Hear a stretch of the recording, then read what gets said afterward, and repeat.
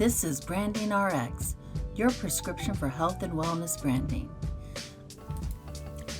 I'm your host, Alice Petty, and today our topic is the compounding impact of leadership. We have a very special guest today, Brigadier General retired Twanda Tia Young. Twanda is regarded as one of the most empowering voices in motivational speaking today. She is a highly sought after keynote speaker, consultant, strategist, coach, and an executive in residence. Leveraging decades of professional experience as a distinguished senior executive in the military, combined with a passion for empowering others, Twanda is a beacon symbolizing leadership and a wealth of expertise in conflict resolution. She is on a mission to impact audiences and train businesses, corporations, organizations, and universities worldwide to understand better how to use conflict management skills effectively, which develops better leadership qualities and improves relationships. Twanda, thank you so much for being here. It is a pleasure to be here with you, Alice. Thank you for having me. I have been checking you out online and discovered that you have a wonderful company called LT3 Leadership Solutions. Can you give me some insight into that? Yes, we have a great company, great team of folks working at LT3 Leadership Solutions. You can find us at www.lt3leads.com. And what we do is provide conflict management support, as well as leadership development support and services through coaching, teaching, mentoring, strategy, consulting. We provide programs that, at the essence of our DNA, is to share the knowledge we've gained, connect with our clients to find out what their unique needs are, and then build a strategy to help put tools and principles in their toolkit.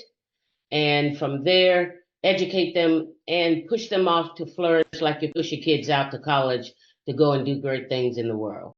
Well, that sounds absolutely amazing. I think so. So why did you launch L3 Leadership Solutions after serving our nation for over 3 decades? You know, as a service member at the rank that I had the honor to serve, I had a lot of soldiers that would come to me, and civilians that would come to me asking for insight and guidance, of course. And I found that it really touched my heart to be able to share and strategize with them and get them to come to an illumination of what they needed to do and execute it. And then when things started happening and changing, they would come back and share, that principle, that tip, that insight, that strategy. The homework it made me do really helped me, or helped my relationship with my children, my husband. And it felt good to help someone in that way. And then once I retired, it's like I had crickets, right? I think they were giving me time, a reprieve to get comfortable with retiring. And then they started coming back. And I just felt to do it on a broader scale, to offer other additional services, and to give more people opportunity to sit down and really have someone engage and directly listening to what they have to say, and then help them strategize to come up with a plan, was what really fueled my passion. Well, do you offer? Thus was born LT3 Leadership Solutions. Obviously, it filled a niche. It filled a need. Yeah, because there's a need out there. There are a lot of people that are out there that need support, need help in figuring out what is the next step, or how do I deal with conflict? Why is this happening this way? But I don't have any tools or insight how to address it. And that's where we come in, sitting down, having one-on-one coaching with the individual to figure this out so that they can flourish in their professional lives and can flourish in their personal lives. Why can't my kids and I communicate? Well, communication, it's such a vital component across all parts of our lives, and it's just something we're not taught. No. I think in essence you see communication, but it's not always the right way of communicating. I put it that way. There's It, different variations of that communication level that, at least from my foxhole that I've grown up and seen, and at the levels of serving in the C-suites that I've seen. Yes. exactly. Do you have any courses or programs that LT3 Leadership Solutions offers? Yes, we have plethora of courses. One is in particular is called the Mill Principle Approach to Leadership. And Mill stands for Motivate, Inspire, and Lead. That course ignites the fire under managers and middle managers, VPs, individuals of how do I ignite the fire within my team and my organization to coalesce together and become united around a central vision. Then how do I continue to inspire them? But before you can do that, you got to know about yourself. You got to be able to know what motivates you, what inspires you. How do you want to be led is how you're leading others. So that's that course. And then we have one dealing and centering around conflict management. We all think that we can solve every conflict we have, and that's a fallacy. We can't. Not every conflict can be resolved, but it can be managed. So getting unstuck is a course that we offer that takes you from the beginning of understanding some of the core principles and ideas surrounding conflict management, conflict itself, and then going from there to understand your conflict management style, and then putting some other tools and tips and strategies in your toolkit to be able to leverage those different styles to be able to address conflict. So when you leave, you'll be able to walk in different settings and say, oh, that person is using that kind of conflict management style. Oh, they're trying to avoid conflict. So these courses offer great insight. We also have one that's called P3 Mentality. And P3 stands for persistence, perseverance, and patience with the process. Understanding how to lead others by understanding how to lead yourself. These are courses that I can definitely see my audience really, really being interested in. Come on over. Tell them to come on over to LT3 Leadership Solutions. Come on. We'd love to have you. Well, as healthcare professionals, they are definitely in leadership positions. Sure. They have sometimes very emotionally charged conversations that they have to have, whether it's with staff or whether it's patients themselves, and having a way, knowing how to have those kind of conversations can definitely benefit them. Do you happen to have a book or something that they could start with? Oh, yes. Glad you asked. We just released Dare to Lead Differently. Chew on this 16 bites for bold leaders. And this book is a companion to help you along your leadership journey. It is my shared experiences throughout my 3 decades at the senior leadership level in the military. And it offers an opportunity for introspection and reflection as you go on this journey. And the cool thing about it is I want to engage with you about your thoughts about how you're moving in your trajectory toward your goals. But this is a book you can throw in your purse, throw in throw in your I'm trying to say it, your bag, your computer bag. That's what I was trying to say. Throw it in your computer bag, and it's a quick and easy, impactful read that will kickstart your journey on trying to better understand you. Self leadership is not an easy thing, but self leadership allows for us to realize the blind spots and to be able to then address those blind spots, but also then to be able to coach, teach, and mentor others in the illumination and enlightenment we've gained ourselves to help make them a better leader. So it's like a chain reaction of what I learn, I share. What I learn, I share to impact others for the better. So yes, Dare to Lead Differently. You can find it on our website, again, at www.lt3leads, and the LT is with the actual three, leads.com.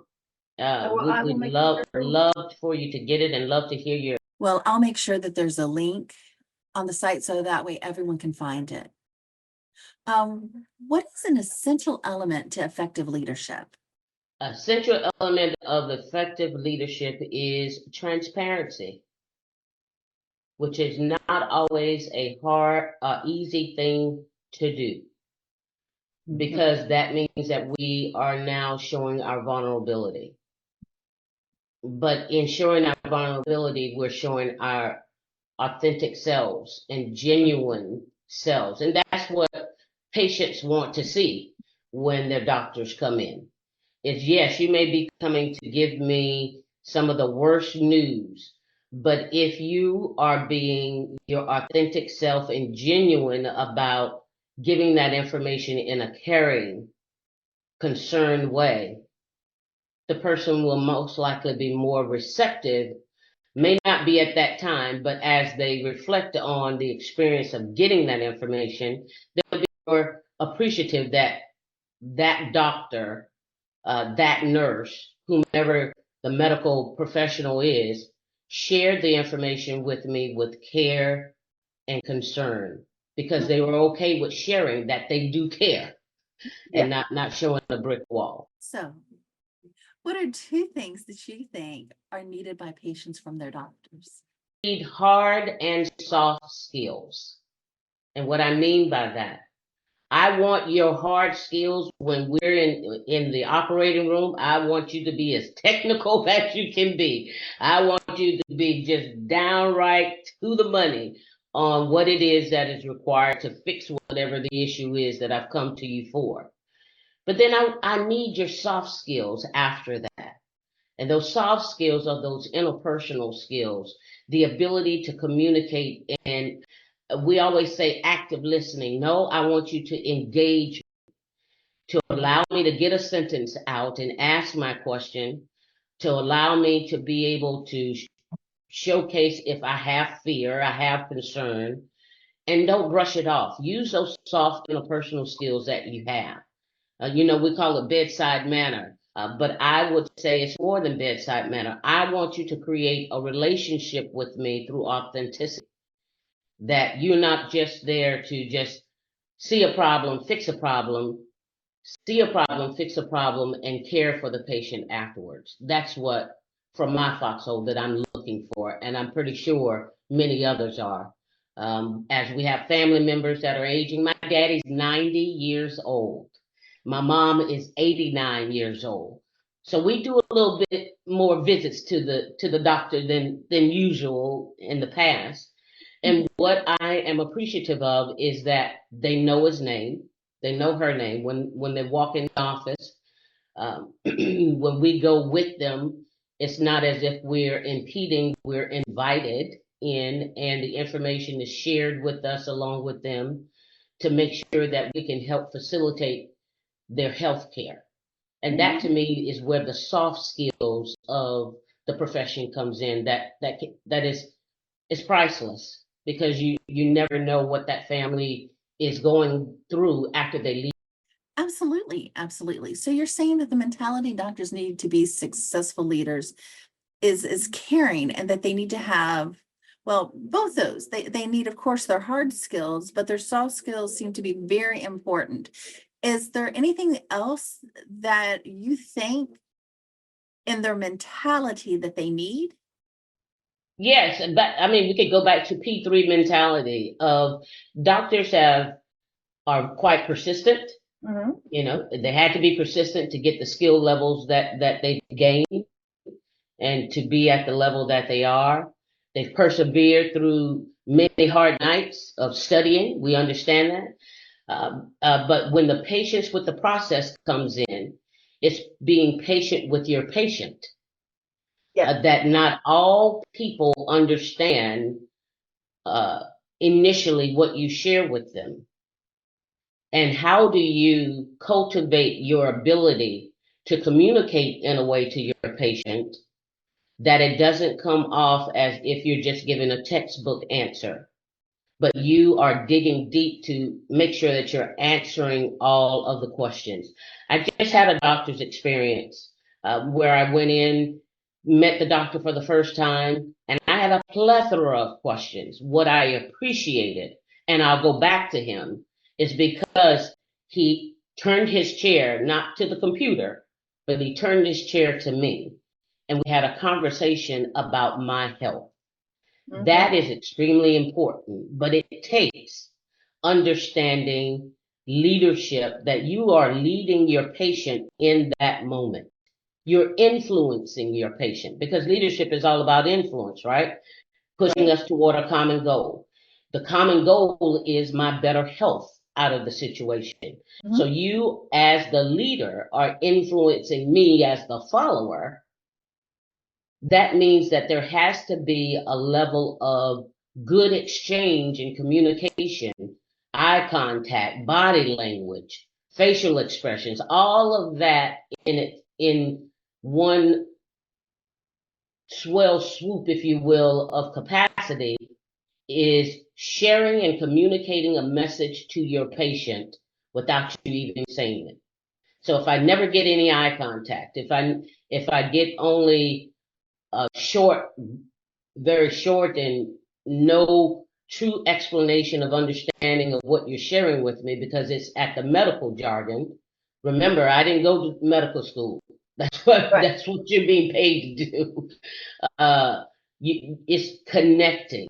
That emotional intelligence is extremely important to be able to understand your surroundings and understand the people in that surrounding, to create an atmosphere. To me, doctors should be atmosphere changers.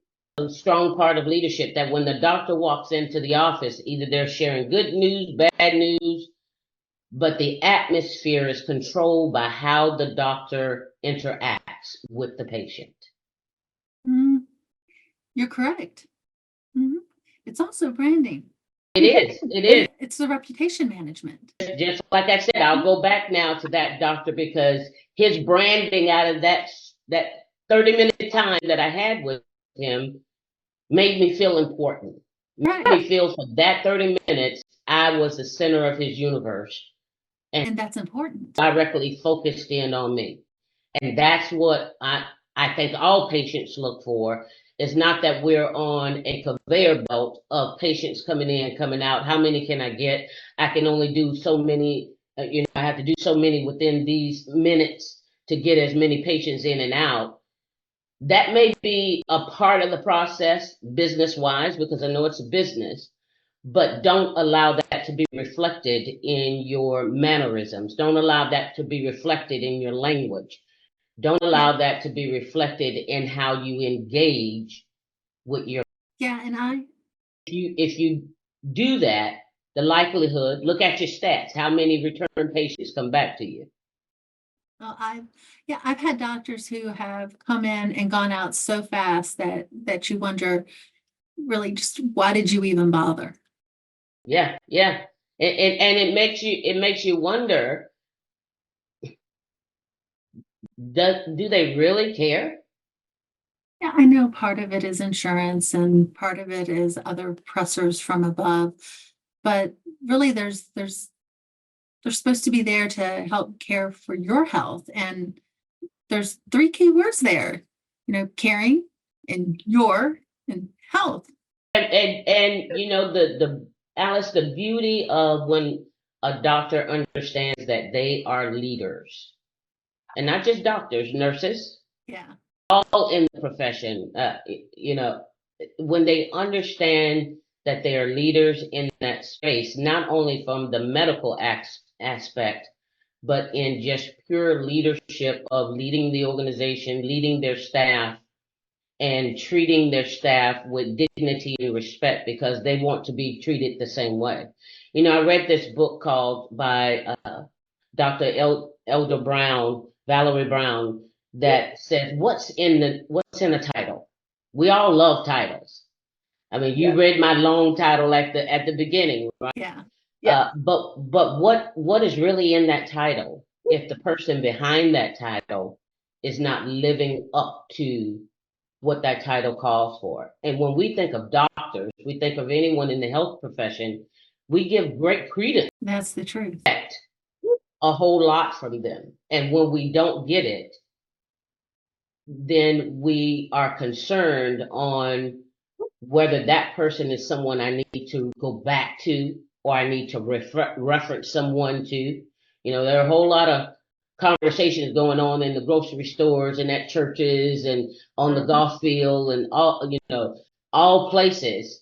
And to your point of branding, if I didn't get that one-on-one engagement of feeling like you got the technical and the soft skills mesh well together, then I'm not going to recommend you to anyone that's looking for a doctor for heart care or whatever. Put X in there because I don't trust.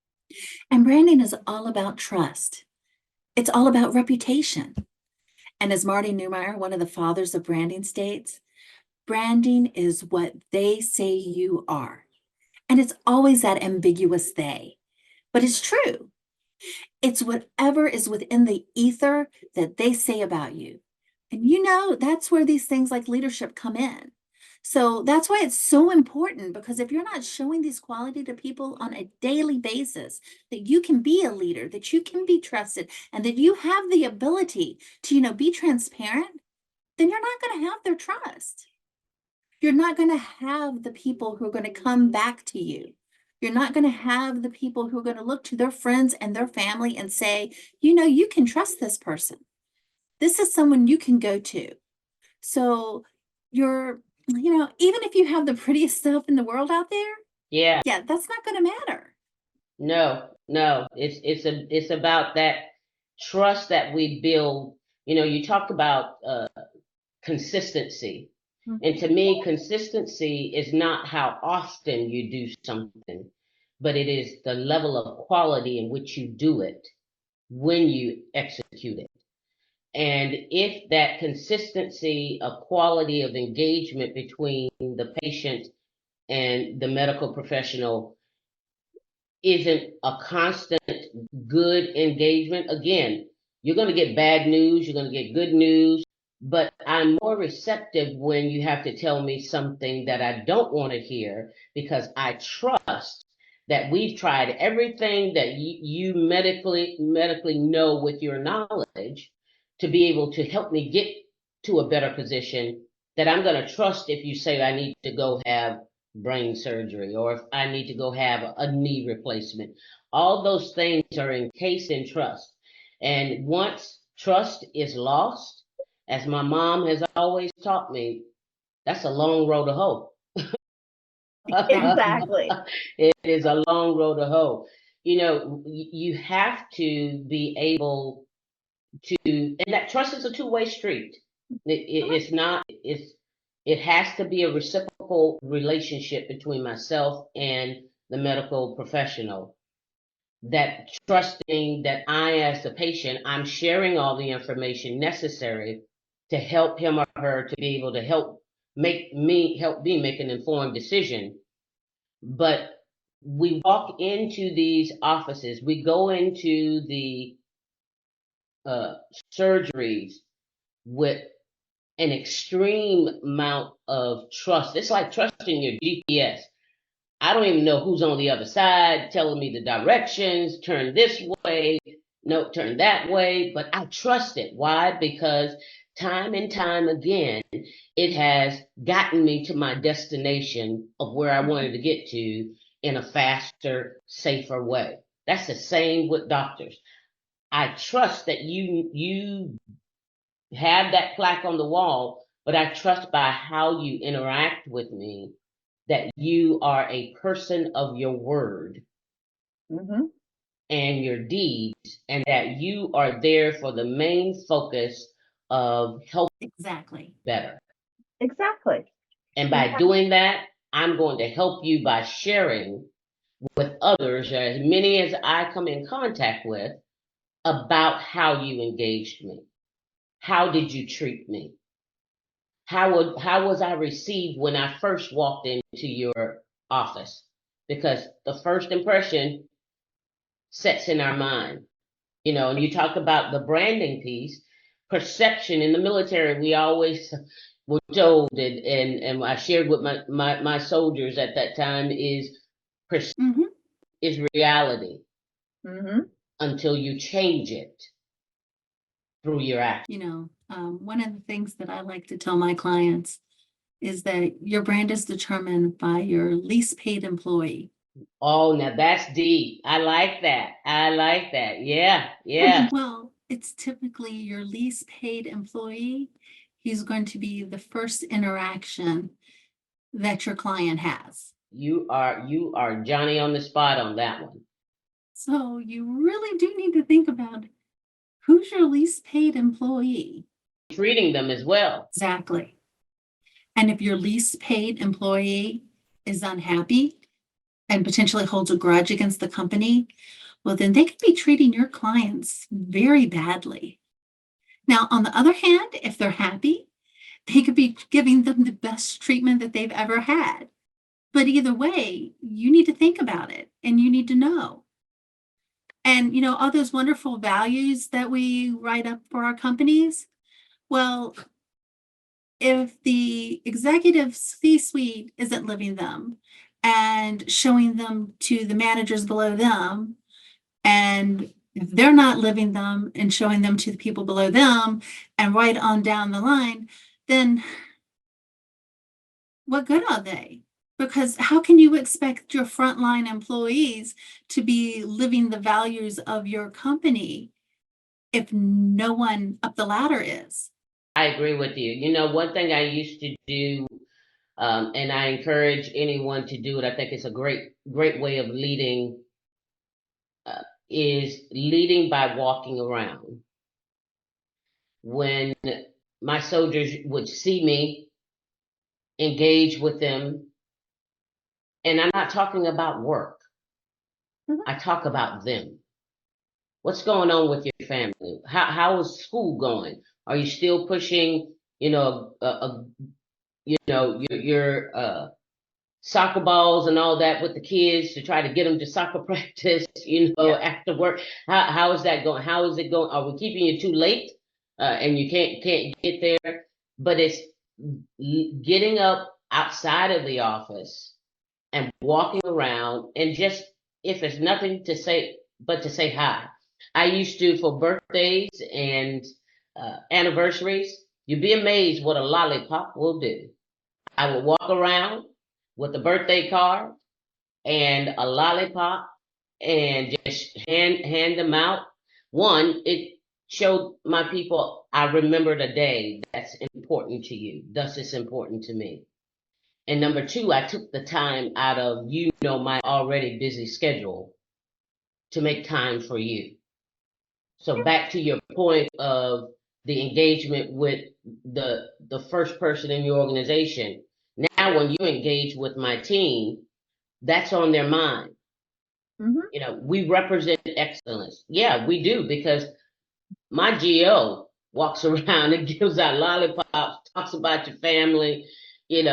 We have great conversations about other than. She cares about us. Yes. And because she cares about us, we're going to care about you. Care about her. And we're going to push to make sure that we represent in a way that is to the standard of excellence that she has shared with us. This is where we need to be. They will buy more into the vision of your practice. And it doesn't take something huge. Like you said, it was a lollipop. It wasn't anything huge, but it does have to be authentic. Yes, the small things that authentic. matter.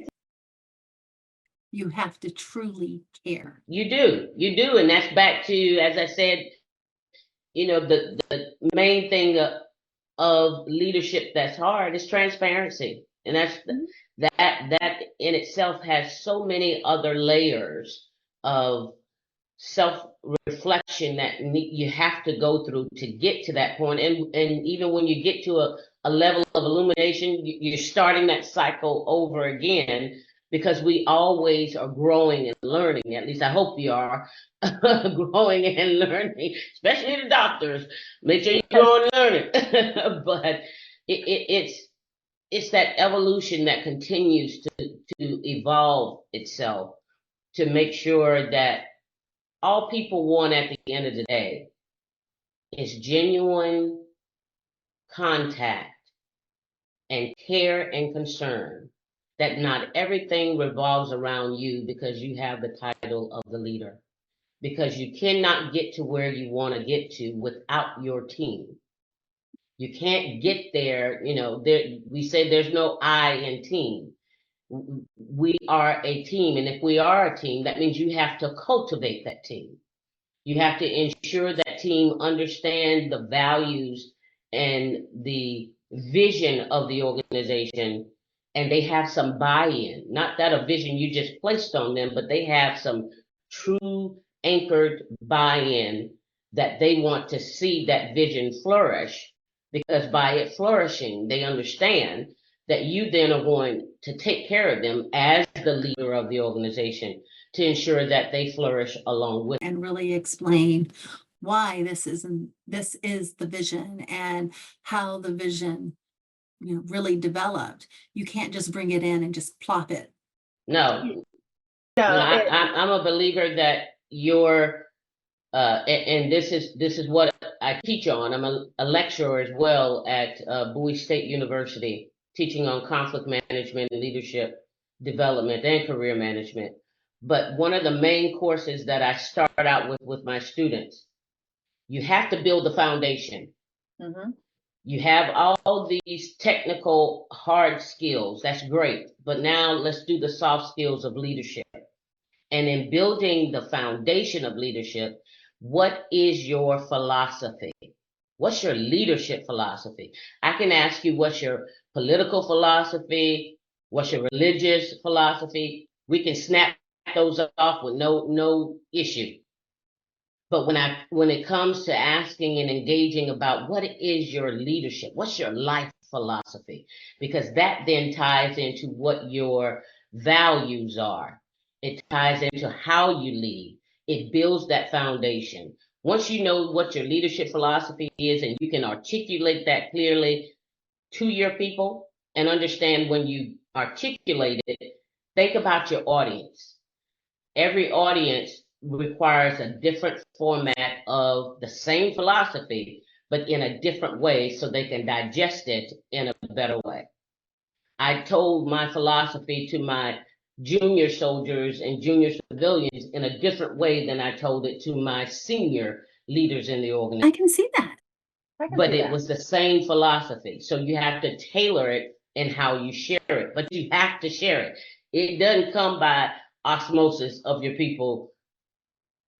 And I think sometimes we expect them to pick up way too much through osmosis. Yeah. And sometimes what they pick up through osmosis are our bad practices. And those are the things that you kind of want to not have them pick up. Exactly. All right. What is one of your fondest memories from the military? Oh my. Wow, I have so many, but I will tell you one of the most fond memories that I have.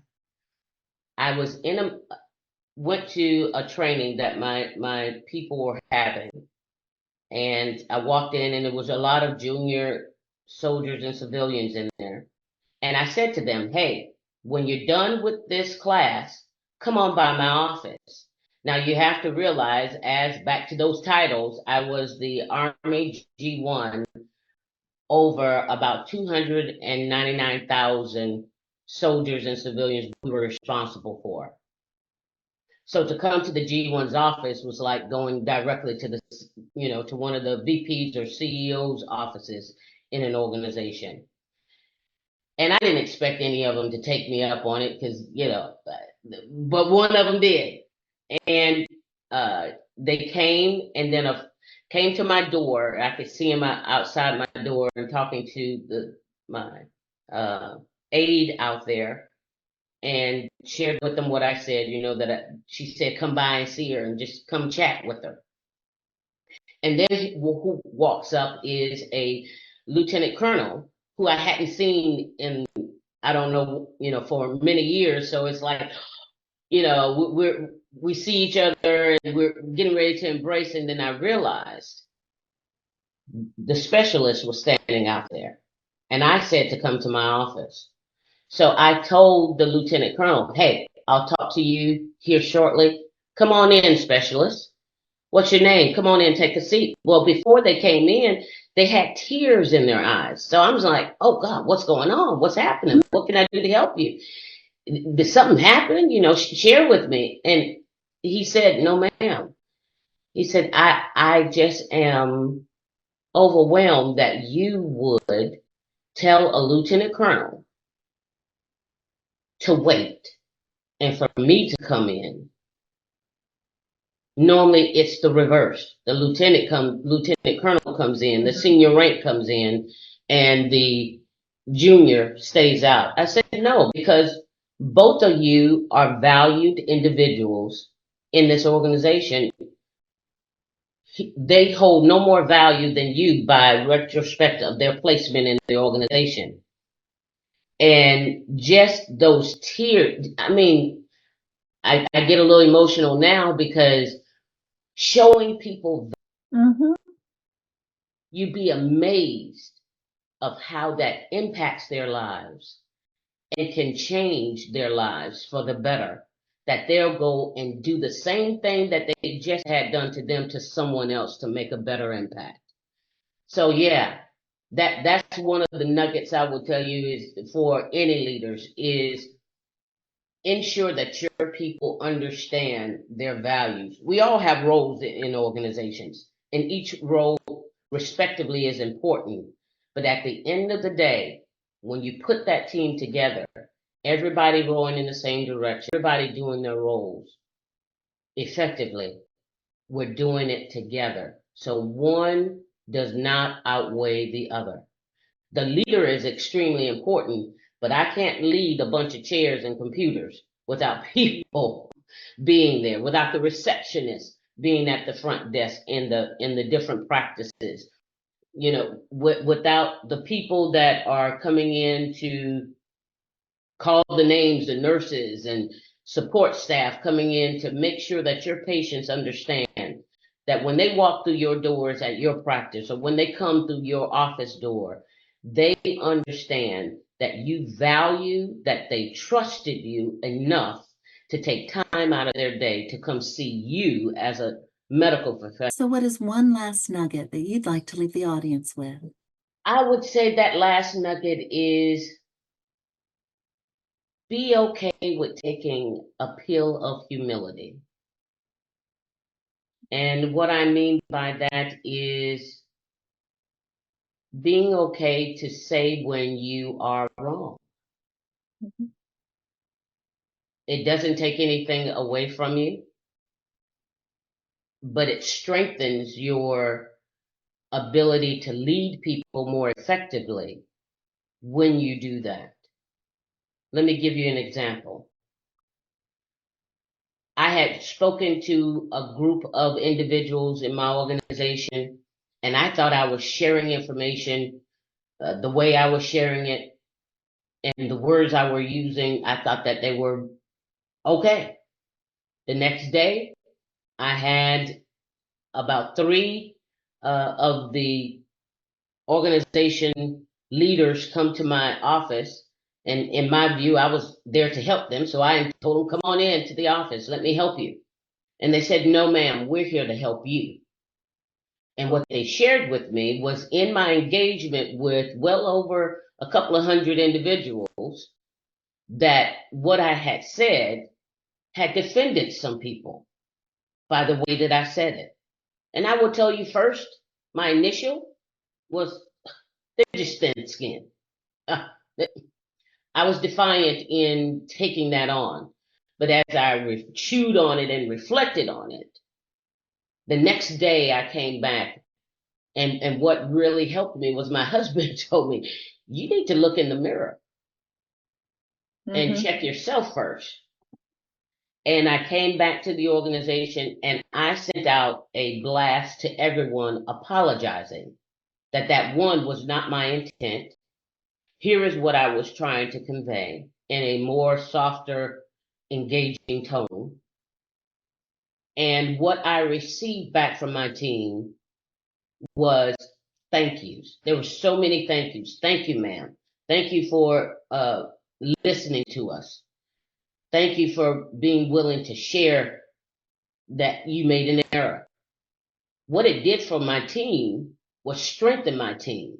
What it did for me was strengthen my position as a leader on that team.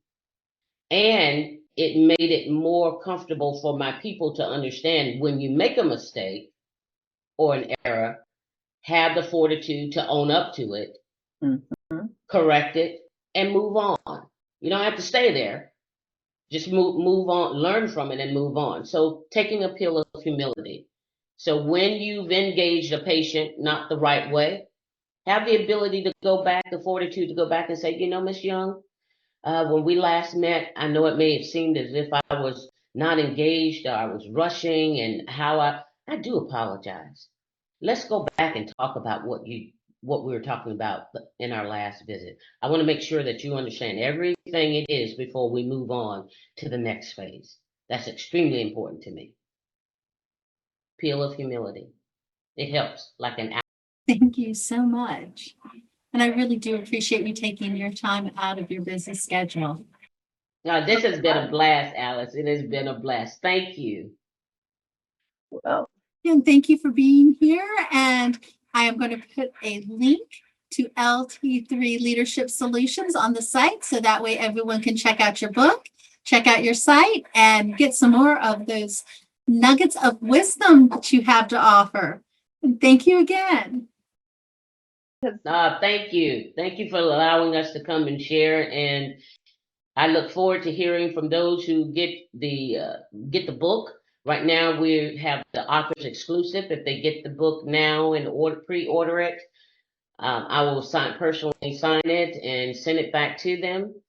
And I would love to engage in conversation about their thoughts about the nuggets, the 16 bites for bold leaders. I would love to have that engagement with them. Thank you so much again. Thank you. Special thanks to our guest, CEO of LT3 Leadership Solutions, Brigadier General Retired, Twanda Tia Young. Be sure to follow her on LinkedIn at Twanda-Young. You'll find all of her contact information below in the show notes. Thank you for listening. This was Branding RX, your prescription for health and wellness branding. For more information about our podcast, visit us at branding-rx.com.